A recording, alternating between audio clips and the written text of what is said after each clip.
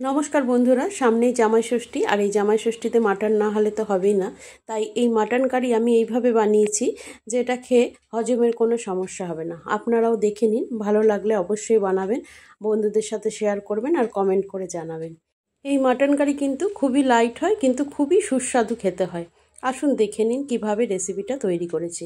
1 kilo mutton নিয়ে নিয়েছি, আর marinate করার জন্য 1.5 চামচ লবণ দিচ্ছি, দিয়ে দিচ্ছি 1 চামচ হলুদ গুঁড়ো, আর এখানে দিয়ে দেবো আমি 1 চামচ জিরের গুঁড়ো, 1 চামচ ধনের গুঁড়ো, সবই আমি টিস্পুন মেপে দিয়েছি।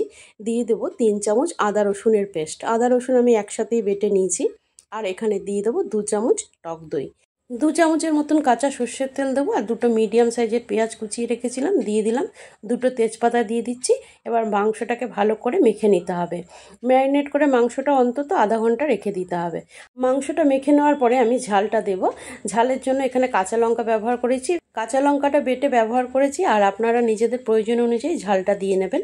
কোনো শুকনো লঙ্কার গুঁড়ো আমি এখানে ব্যবহার করছি না, এই গরমে আমি কাঁচা লঙ্কা দিয়ে রান্নাটা করব। আর এইভাবে আপনারা লঙ্কাটা মিশিয়ে আধা ঘন্টা রেখে দেবেন। ঠিক 30 মিনিট পর আমি একটা কড়াইতে 4-5 চামচ সর্ষের তেল দিয়ে দিলাম। দেখুন কতটা তেল দিয়েছি। আর এখানে আমি 5টা আলু কেটে রেখেছি, 2 ভাগ করে মিডিয়াম সাইজের আলু। অল্প হলুদ, লবণ আর একটু কাশ্মীরি লঙ্কা দিয়ে আলুগুলোকে একটু লাল লাল করে ভেজে নেব। আলুগুলো যখন লাল লাল করে ভাজা হয়ে যাবে, সে সময় আলুগুলো তুলে নিতে হবে। আর ওই তেলেই পুরো রান্নাটা করব, এখানে নতুন করে আর কোনো তেল আমি দেব না। দেখুন আলু ভাজা হয়ে গেছে, আমি তুলে নিচ্ছি। আলু তুলে নেওয়ার পরে এখানে দিয়ে দেবো গোটা গরম মশলা আর 2টো তেজপাতা, এলাচ, দারচিনি, লবঙ্গ দিয়েছি আর তেজপাতা। আর 2টো বড় সাইজের পেঁয়াজ আমি কুচিয়ে রেখেছিলাম, সেটা দিয়ে দিলাম। পেঁয়াজটা একটু লাল করে ভেজে নিতে হবে। লাল করে ভাজা হয়ে গেলে এখানে দিয়ে দেবো আমি ম্যারিনেট করা মাংসটা। পুরো মাংসটা দিয়ে দেওয়ার পরে যে পাত্রে আমি ম্যারিনেট করেছিলাম সেটা ধুয়ে অল্প জল দিয়ে দেবো। আর মাংসটা একটু সময় নিয়ে কষিয়ে নিতে হবে, যাতে কাঁচা মশলার গন্ধটা পুরোটাই চলে যায় আর তেলটা ছেড়ে আসে। এখানে খুব সামান্য পরিমাণেই আমি তেল ব্যবহার করেছি রান্নার জন্য। আপনারাও এইভাবে করে দেখবেন, যে রান্নার স্বাদের কিন্তু কোনো তারতম্য হবে না, খুব ভালোই খেতে হয় আর স্বাস্থ্যের পক্ষেও খুব ভালো। একটু সময় নিয়ে মাংসটাকে কষিয়ে নিতে হবে। এখানে 1/2 চামচ আমি কাশ্মীরি লঙ্কা ব্যবহার করছি, মাটন কারির কালারটা খুব ভালো আসবে। আপনারা ইচ্ছে হলে দিতেও পারেন, নাও দিতে পারেন। 3টে কাঁচা লঙ্কা দিয়ে দিলাম, আর একটা টমেটো কেটে রেখেছিলাম, টমেটোটা দিয়ে দিলাম। টমেটো কাঁচা লঙ্কা ভালো করে মিশিয়ে নিচ্ছি। খানিকটা কষে গেলে 2টো গোটা পেঁয়াজ ছোট সাইজের আর একটা রসুন দিয়ে দিলাম।